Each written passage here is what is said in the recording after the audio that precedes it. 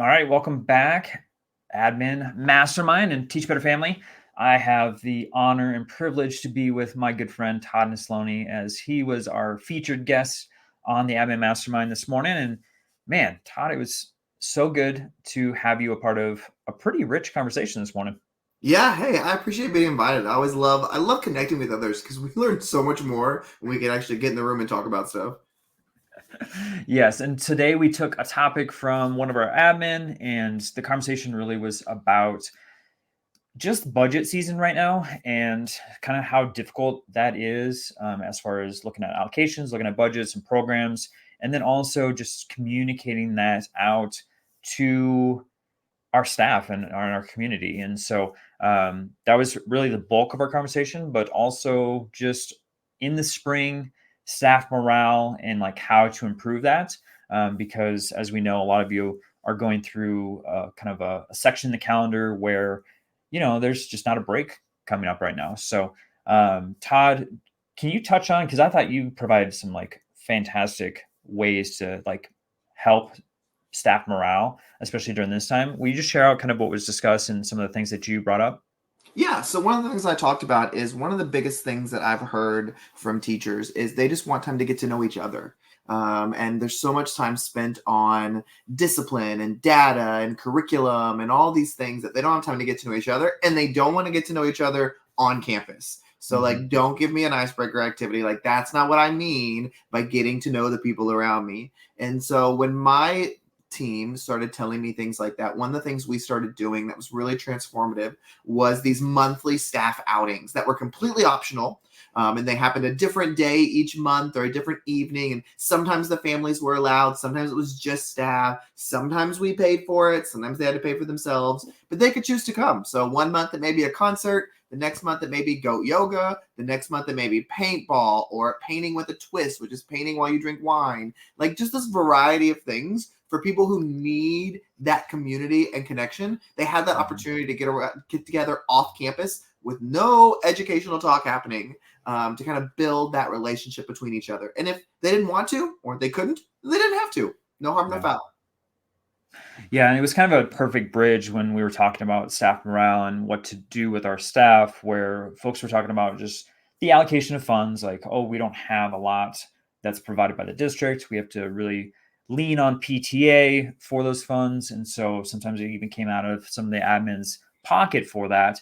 But it was kind of a real nice segue to what we were talking about with the frustrations of budget season right now, because a lot of people are working with ESSER funds. Those are kind of drying up right now. And so, superintendents are kind of scrambling to figure out what needs to be cut to make sure that they have the appropriate funds. And so, the question that was brought up in Facebook was like, how do we work with our staff in regards to some of the frustrations or anxiety that's during this budget season? And then also, how do we make sure that our staff is not crashing with staff morale? So we talked about effective communication, Todd. So what were some of your takeaways from working with the potential cuts of our staff members, but then also minimizing anxiety and frustration?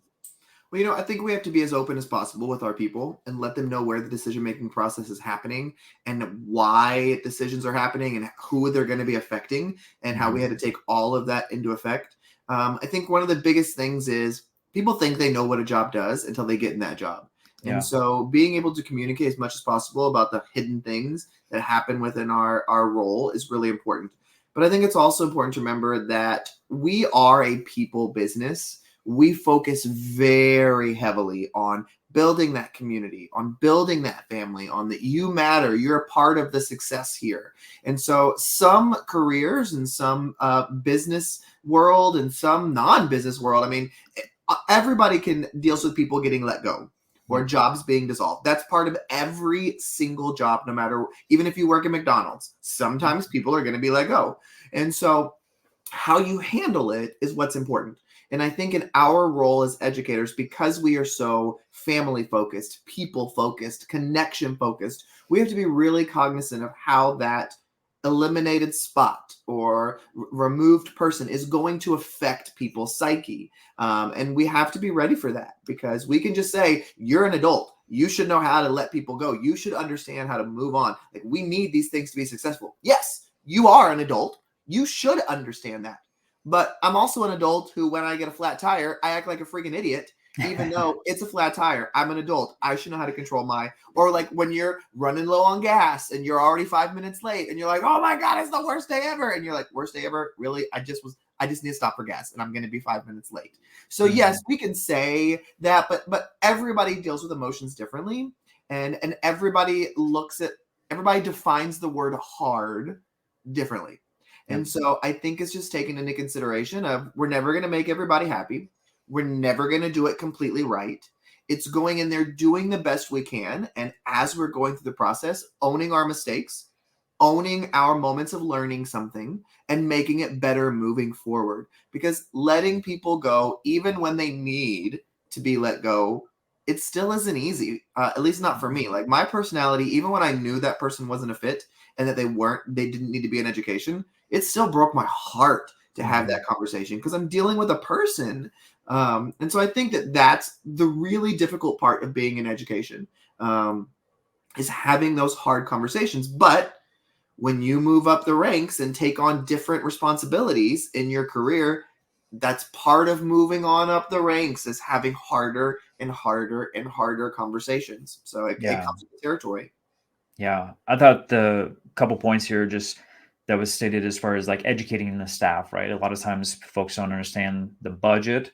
They just think there's like this giant pot of money that's overflowing and able to support everyone, but just really getting into the nitty gritty of just letting the staff know, like, this is the district budget and this is what trickles down to the campus and this is how it's allocated to the different departments, is always helpful. And then also just communicating, like, as a principal, this is what I have control of within the budget, because I think that's also missed. And so those 2 points were presented this morning. I thought those were great, because I know as a teacher, I didn't understand that. It wasn't until I started to go into the admin program and to really see on the back end what was being allocated for me to have that light bulb moment of be like, oh, that's how it works. Because it was never presented to me that way before.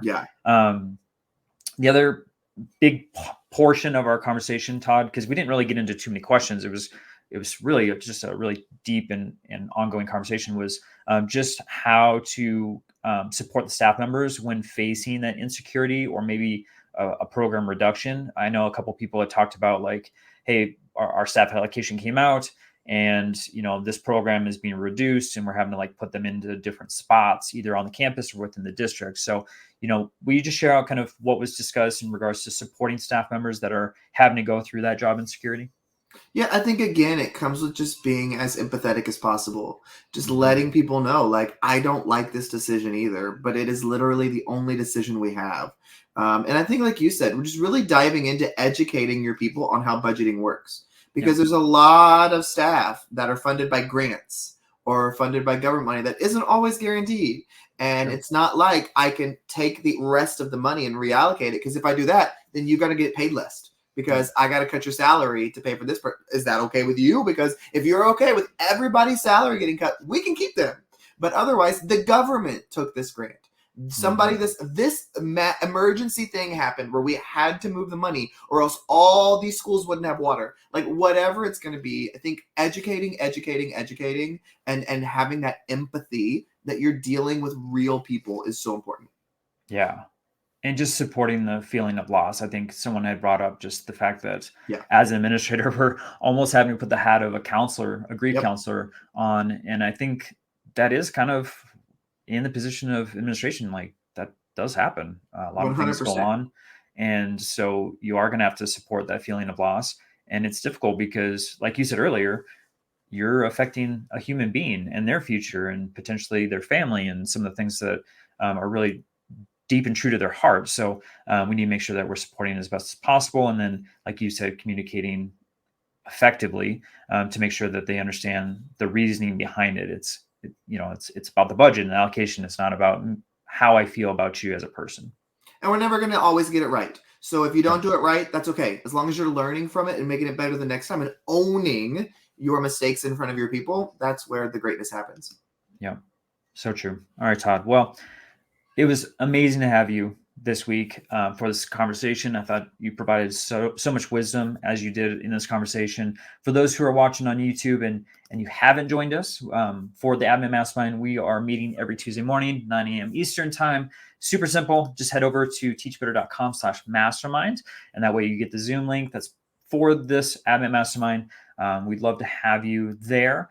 We had quite a few folks this morning, so it was super exciting to see everyone, and really enjoyed the rich conversation. So with that, Todd, thank you so much for, again, joining this week, and I hope to see everyone next week.